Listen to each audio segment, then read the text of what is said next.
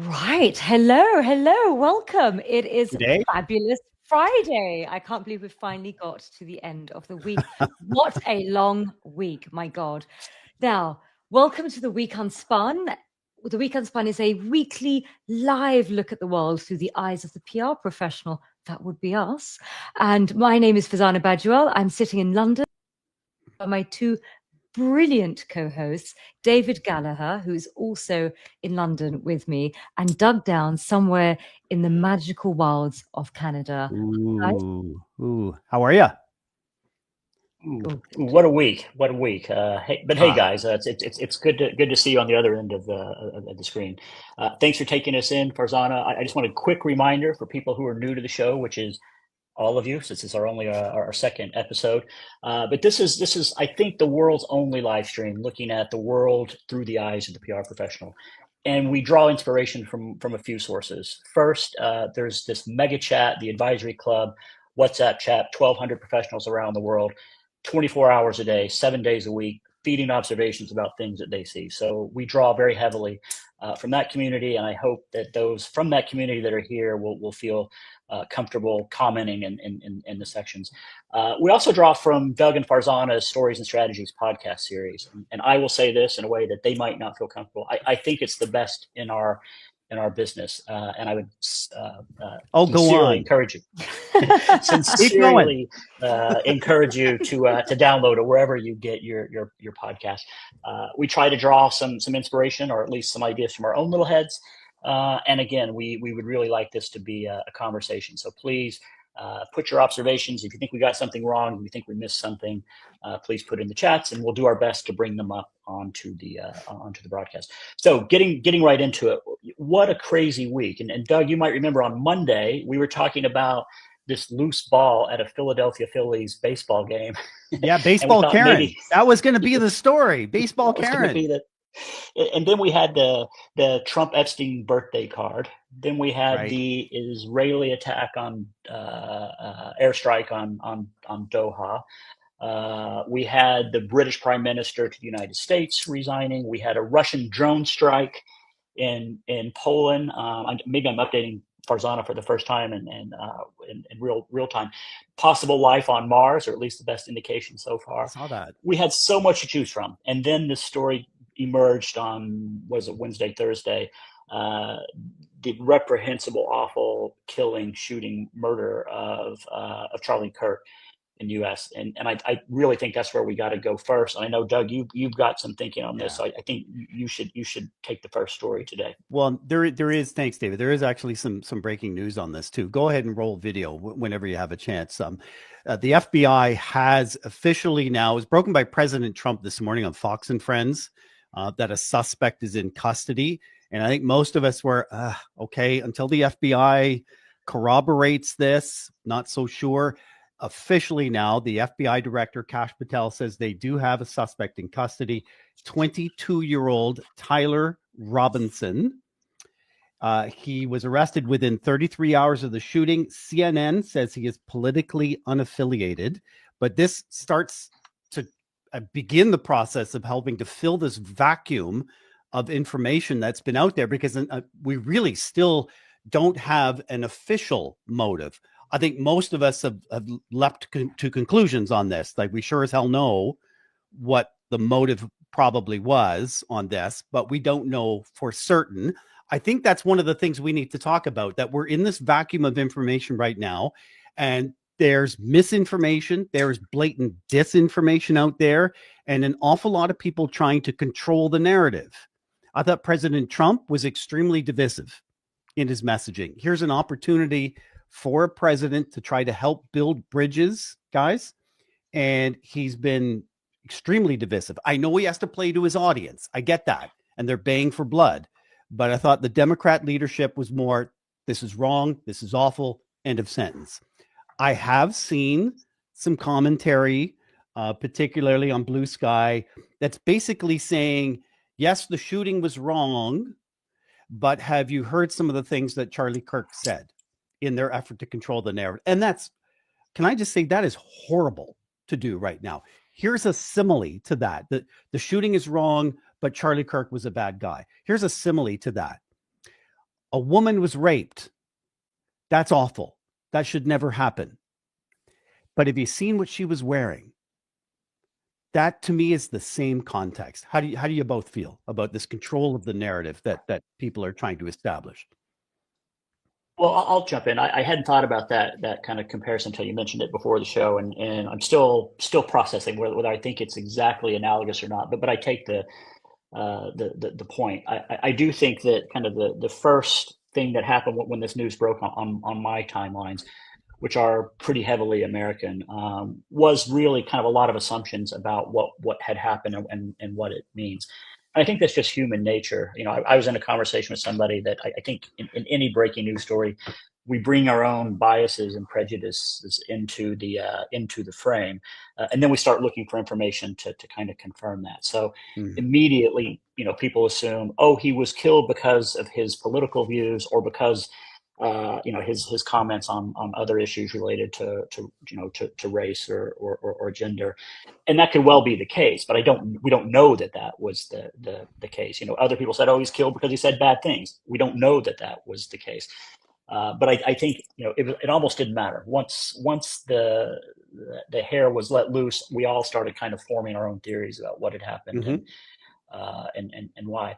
I know Farzana wants to comment as well. The other thing that I thought was interesting is that I think most of us got our news. I'm guessing on this. Most of us learned about this not from an actual news source, but from on social Twitter, media, on X.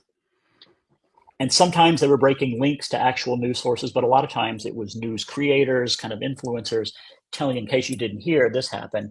And that automatically put it off into a direction that maybe wasn't entirely fact-based. But yeah, truly remarkable.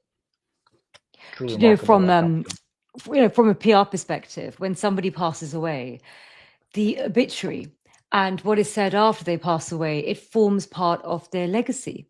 And so what you're also seeing playing out is you're seeing people who are sort of attacking that legacy and others who are defending that legacy.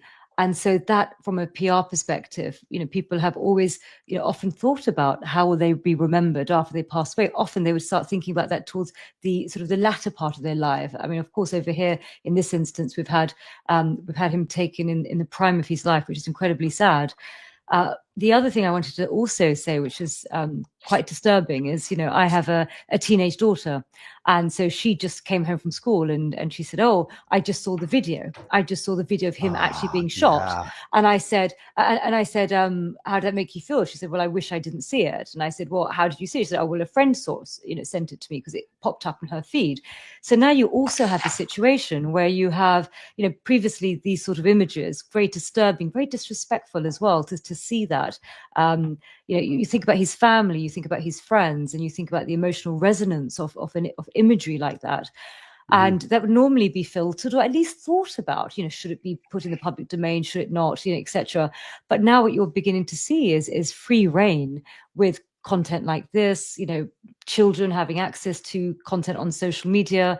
And that gives rise to a whole different set of issues where the impact of what people are seeing. And, you know, before you used to have producers who would sit and they would really think about the ethics of showing or not showing and thinking quite rightly about what about the friends and the family and the impact it would have and do they all know first, you know, before it goes in. But there is no filter. Content now has this level of velocity without filter. And in one way, it's a great thing because we feel as if there isn't an agenda-driven lens, and as the public, you know, we want to be close to the truth or, you know, to the reality of what happened. But on the other hand, you also had this situation of, you know, children coming home from school and, you know, and it coming up on the it's been WhatsApped to them or sent to them on Snapchat, and, you know, and we think it's just us having conversations amongst ourselves, but there are children who are discussing this, and also children who all of a sudden it feels quite close to home because it was done at a place of learning. So it feels different. Another concern is safety and security perceptions. This was at a college, at a university, an organized event. It raises questions about safety policies, safety protocols, risk assessments, screenings. And can I just add in, will there be others who are willing to do this, to be accessible in a public place and put themselves at risk. And still, I mean, Charlie Kirk's whole shtick was rhetoric. It was argument for the sake of argument. And in that context, I can take it as healthy, right? Whether I agreed with Charlie Kirk or not, doesn't matter.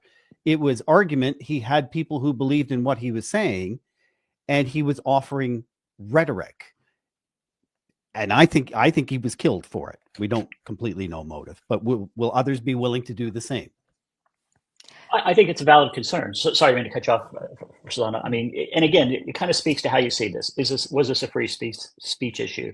Was it a security issue? Is it a gun safety issue? Which is kind of it's all three, and it can be all three at once. You know, I'm on an advisory board for a U.S. university that has a concealed and open carry permit, and I've been worried, not just because I don't know this is a great idea having kids walk around with guns, but for exactly something like this. So I have to think this has some sort of intended or unintended chilling effect on people's willingness to speak in public places. Yeah, and the risk of retribution for this too, of a revenge strike is high, very high right well, now. And this goes back to your F-1.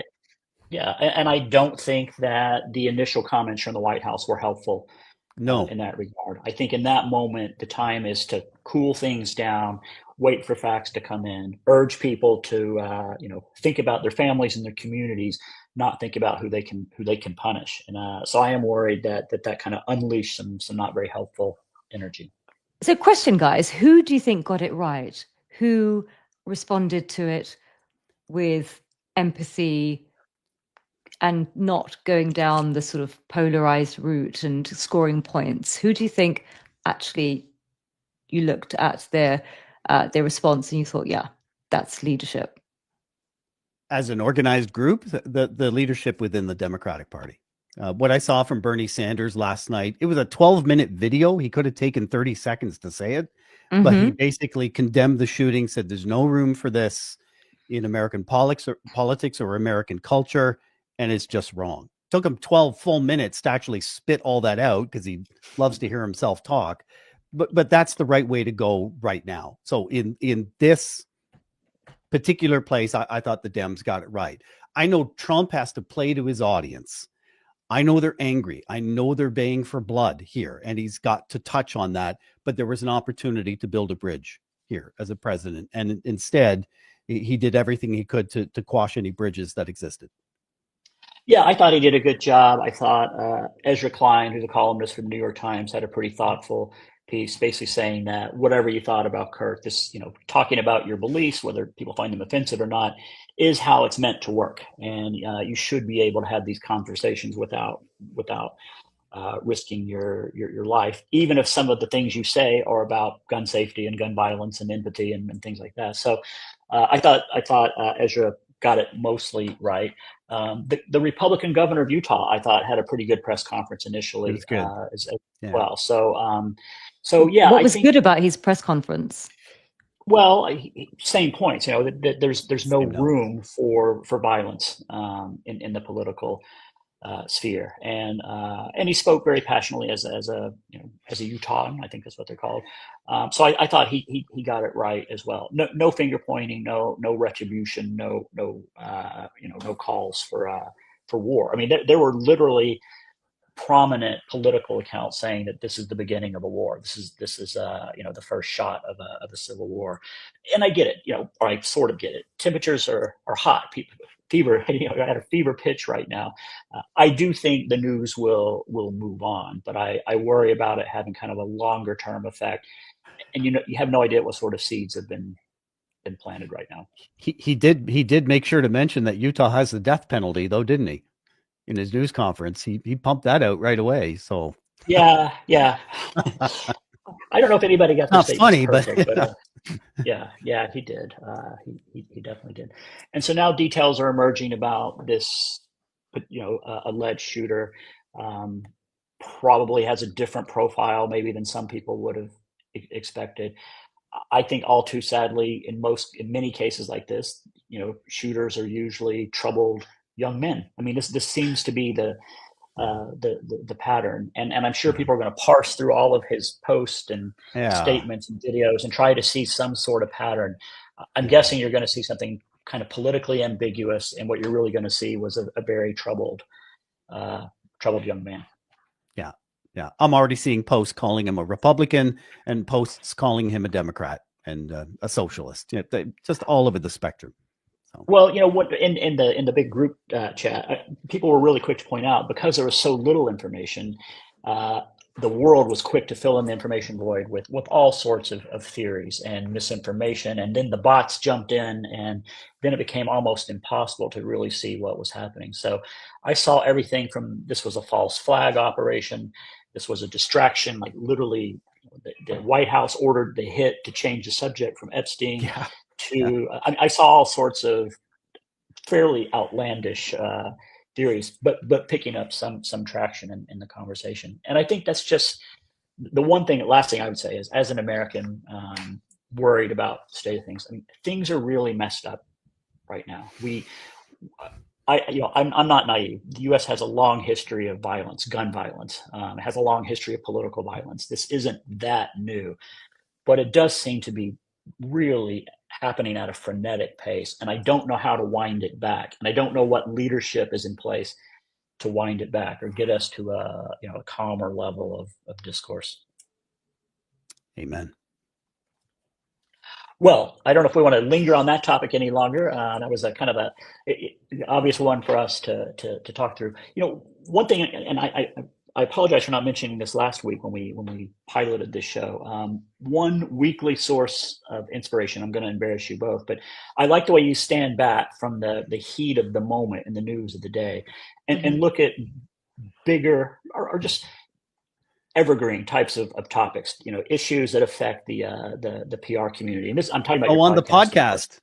Sorry, going back to your podcast. So Stories and Strategies podcast, available wherever you get your favorite audio listening edification. I loved your conversation with Fred Cook, who's at the University of Southern California. I think that's my dream job. I've known Ed since we were competitors for a long time, and then he moved into academia, and I really liked that conversation.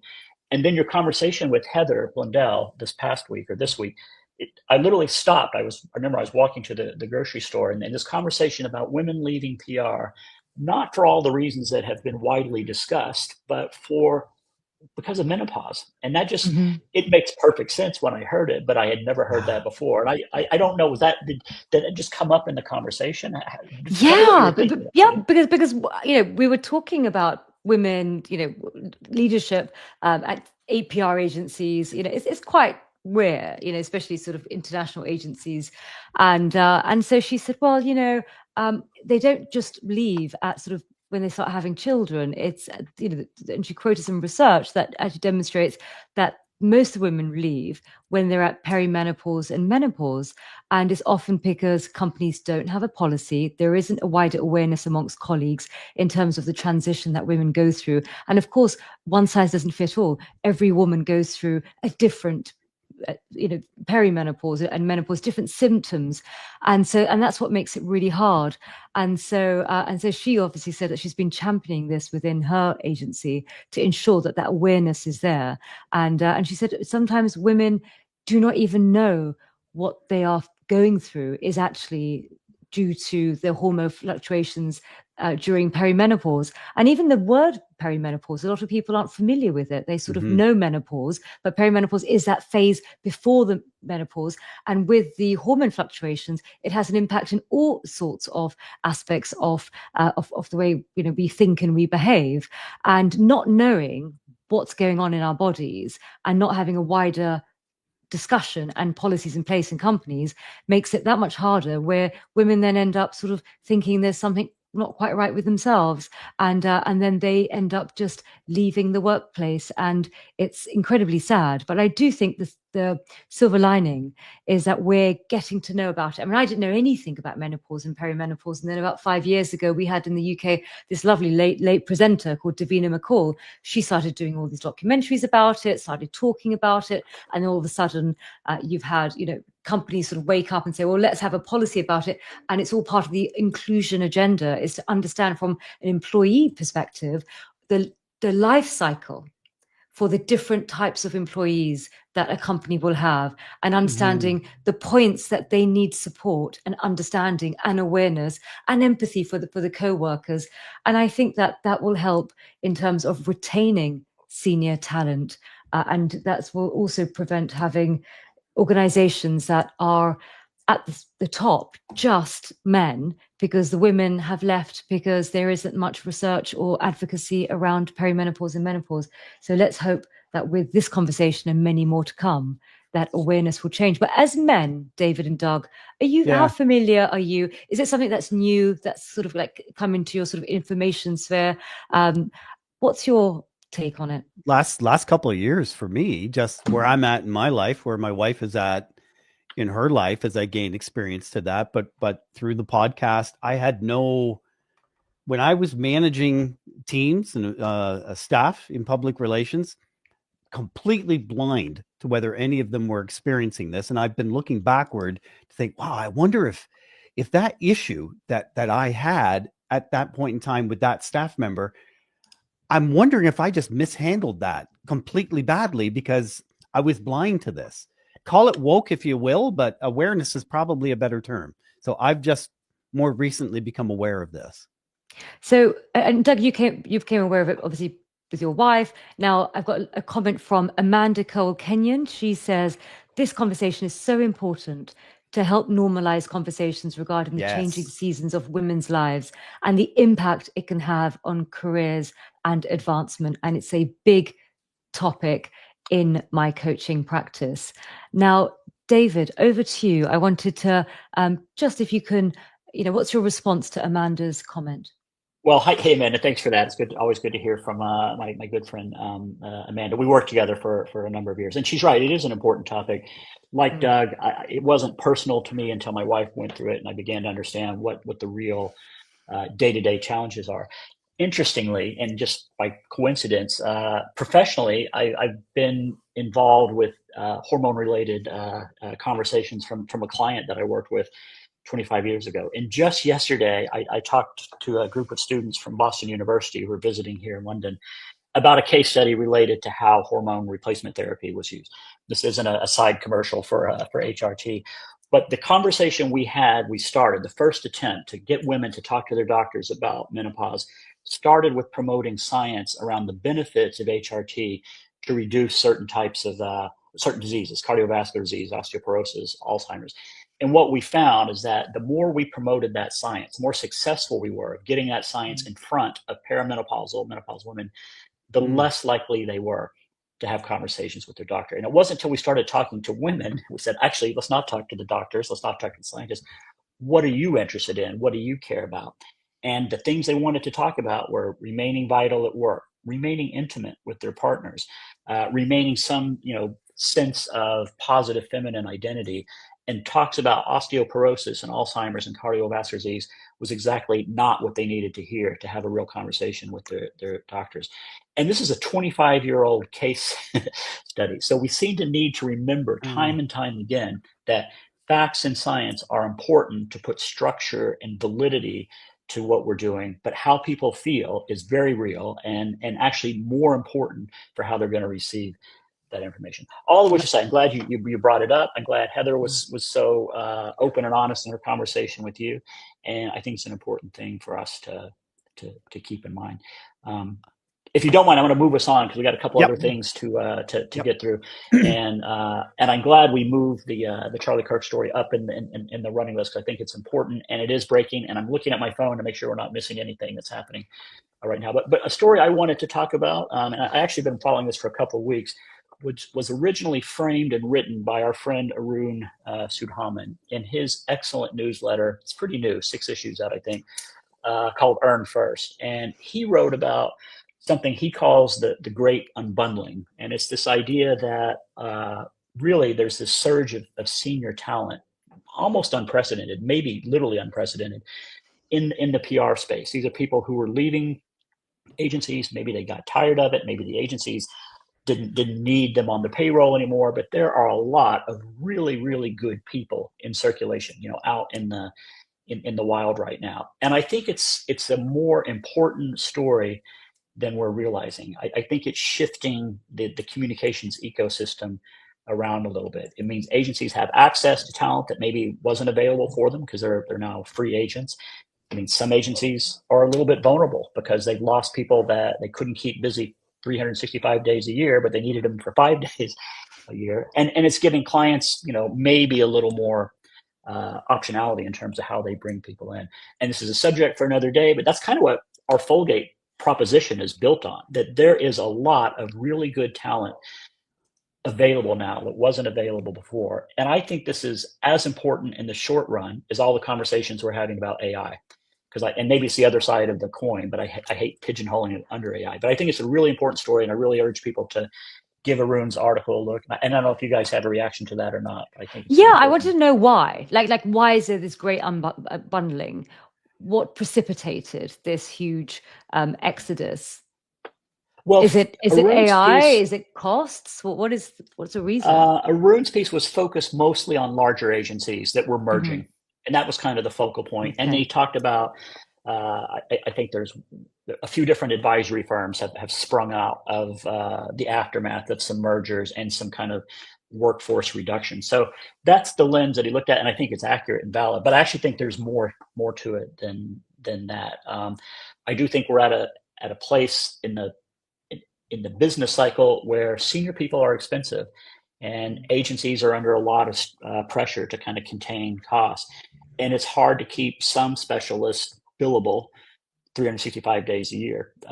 So I think there's a lot of pressure to reduce costs, and it means that people who are perfectly good, they've got really good qualifications, experience, are like I say, they're free agents. And so I think you're going to see more startup agencies. I think you're going to see more things like what we're trying to do at Fulgate. You're going to see people going in-house in different ways. You're going to see fractional advisors. So it's a pretty profound shift in the way senior expertise is distributed across. So very agile, a lot more agile working. And I think also from a client perspective, gone are the days where you just have this annual retainer every year. You've got lots of projects coming in and out, and it makes it very difficult for resource planning. And then if you've got senior staff for resource planning and you cannot actually ascertain the revenue that will be coming the next 12 months because of the lack of annual contracts, and you're left with sort of bitty contracts, it's really hard actually. So I totally get why.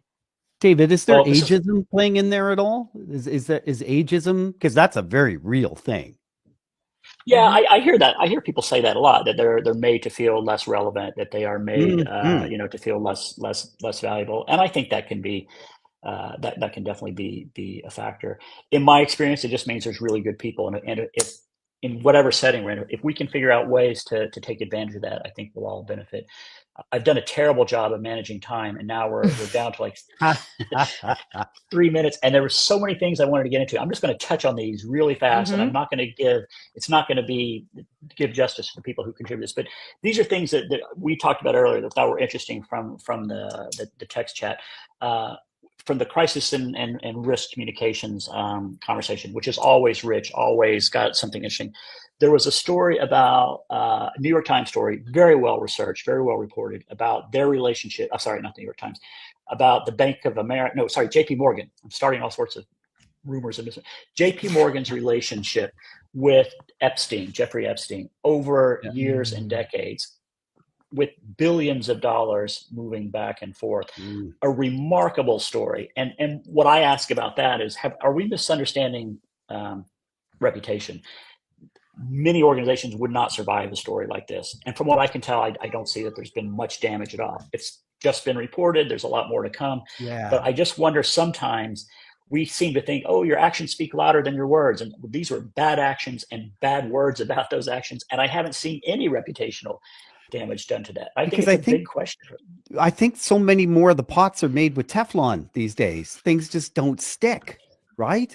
And it's because we have less trust in institutional sources of information. Right away, everything I see is, where's that source from, right? Who wrote that? Who said that? And if it's a source, I won't name the ones, but if it's a source that I've come to mistrust, okay, CBC here in Canada, don't trust it at all. then I'm less likely to pay any attention to it, and I'm more likely to entrench. And that's why independent voices are rising up. I find the independent voice whose opinion is already my own, which makes me smart, right? Because they're saying the things that I already believe in, and I'll spend more time with them. So we're just entrenching and burrowing and digging deeper holes. That's my thought on that. Yeah, I think you're right. I'm just going to quickly go through a couple more. We're not the BBC, so we could probably go 2 minutes overtime without getting fined by anybody. But, that's fine. But I know other people probably. I know people have budgeted their time accordingly. There was a piece that I don't know where it originally appeared, but Andrew Bruce Smith, who's a great contributor in one of the larger subchats on artificial intelligence, put it into the conversation. And it was from FT Strategies, the consulting group at the Financial Times, called the News Creators Project. And it was a look at, and this touches on the Charlie Kirk story, this rising cadre of social media influencers who are actually the source of news for an increasing, and I'm going to say not now, soon, majority source of news consumption. And they break it down into people who are doing investigative work, people who are explaining what's happening, and then people who are just commenting on what other people have done. And I think it's a really important document for us to look at. And I want to thank Andrew for contributing that. I mentioned he hosts this another chat on artificial intelligence. It's the second biggest chat in the group, in the community. It's really a fantastic resource of new ideas, new tools, new services. They do little mini reviews. They give there's contributors around the world. It's a very generous, very open conversation. The only way to really experience it is to join that chat. And I'm sorry I can't do justice for it. Andrew, I'm sorry, it's kind of the Andrew show. He had suggested a book that he thought people should read.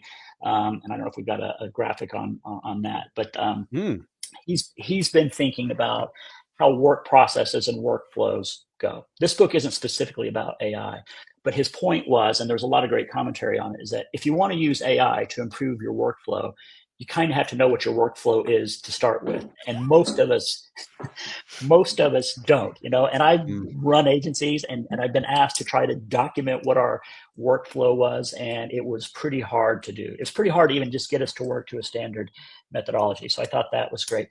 My book of the week, my suggestion is by a US economist named Kyla Scanlon. It's called In This Economy. She talks about vibes and how vibes actually move markets more than facts or data. And I think that, again, our misunderstanding of the interplay with a rational mind, I think we assume that there's a lot more facts and data at play when really it's more vibes. So her book is called In This Economy, and her name is Kyla Scanlon. And by the way, she's my social media feed of the week too. She does a great series of explainers on Instagram. Last thing I'm going to say, and there's a jobs board that a woman named Sonia Cullington here in the UK, just out of the goodness of her heart, curates. And it's the second, or actually it might even be bigger than the AI chat, where she posts jobs that come across her feed. And now many other people are posting jobs that are available. It's a great, almost like library of resources. So I asked her to pick the job of the week, and the job of the week she picked is a search for an AI strategist for an organization here in the UK called Women in Data. And I just thought that was a thoughtful pick, because we had a lot of conversations about how underrepresented women are in data STEM anyway, but also specifically in AI. And this was a job. Last thing, Farzana, you mentioned something about this last week, and I failed to get what you were saying, but you started it. You've got a weekly column now, right? Yeah, the PR Insider. Yeah, so I'm sorry to surprise you with that, but so it's my parents are from Kashmir, and so I obviously have a cultural sort of familiarity with South Asia, and I've been to Sri Lanka many times because I've got lots of friends there, and I absolutely love Sri Lanka. It used to be called Serendip, which I think is so apt, because you just feel this incredible serenity when you're there. I was offered a column by their national newspaper called the Daily Mirror, nothing to do with our Daily Mirror in the UK. And I just thought, I'm a yes person. So I'm like, yes, why not? I've never done a column before. And so I did the first column, and now I have this sort of every week I have to deliver 1,200 words at the end of sort of Sunday. And I'm now thinking, oh my God, what did I say yes to? So I need to sort of master that discipline. But I thought it would help me have more empathy with journalists and columnists because, of course, we're always pitching to them. But it would help me understand actually what they go through, how they find stories, who they consider a credible source. So I'm really enjoying this little empathy exercise I'm going to have in sort of trying the hat of a columnist. And I've got this great friend called William Sitwell, who's a columnist for The Telegraph. So I'm meeting him on Tuesday to give me tips on how to be a good columnist. And one of the things that we did talk about in the past is, journalists, they hold PR, they hold sort of power to account, and PRs, we hold sort of invoices to power. And so we're going to have a chat on Tuesday. He's going to give me some advice. I'll share it in our next week's session about how to be a good columnist, because I am literally blind to what it takes. Well, I read your piece on soft power, and I thought it was great. And in fact, Thank now you. I put it all together, because last week you were talking about soft power. It's like, how the hell does she know so much about this? I didn't realize you've done all this research for your column. So now it's my I thing. got it. Yeah. So now that you're in newspapers, can we call you Scoop? Yeah, you can. And if there's any stories, you want to pitch to me, I may just ignore you. That's right. That's right. Ghost. Well, guys, we're 5 minutes over, and I know we didn't get to a lot of the things we want to. So can I share one comment? David, just one comment from our lovely, from lovely Kevin. It was just a comment about the early conversation about the sort of the independents that have been unbundled. So Kevin says that it's also client driven. They don't want junior support; they want senior support that big agency cannot afford to provide dedicated support. Independents are cost efficient, and absolutely, when you're coming to resource planning and you can't foresee sort of 12 months of resource in a particular expertise, then it makes sense to bring in the independents. And yes, they are cost efficient. So thank you, Kevin, for that. Thank you, Kevin. I'm sorry, I can't see the comments the way I need to lay out my screen better. So I'm relying on you. So thanks for that. But I am going to take us out in respect for everybody's time. Thank you, as always, to our producers. Doug, you want to say something? Yeah, I have one final thought that I wanted to share. Please. Yep, final thought. Sorry. In light of our top story was the Charlie Kirk issue, I'm encouraging you watching, listening, is to find someone in your life that you disagree with, fundamentally disagree with. Have a conversation with them and just listen. Don't do anything to try to change their mind. Just listen and seek to understand. That's my challenge to anyone watching or listening. And I'll do that too. That's gonna be so hard for me. I just can't shut up sometimes, but I think it's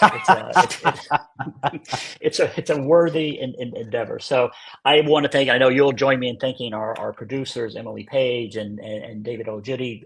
So much work goes into just pulling up random things that we think about, and they find the images, but they bring the whole show together. The Week Unspun is a production of Curzon PR Stories and Strategies and Folgate Advisors. We'll try to figure out a way to share some of the links to the things we went through quickly. I know we can do it in LinkedIn, but we'll find another way to do that. If you want to join the Advisory Club Mega Chat, just get in touch with me. Please follow Stories and Strategies, subscribe wherever you get your podcast, and I hope you have a safe, peaceful weekend. And thanks, everybody. Thanks, Doug. Thanks, Farzana. And cheers, Stuart.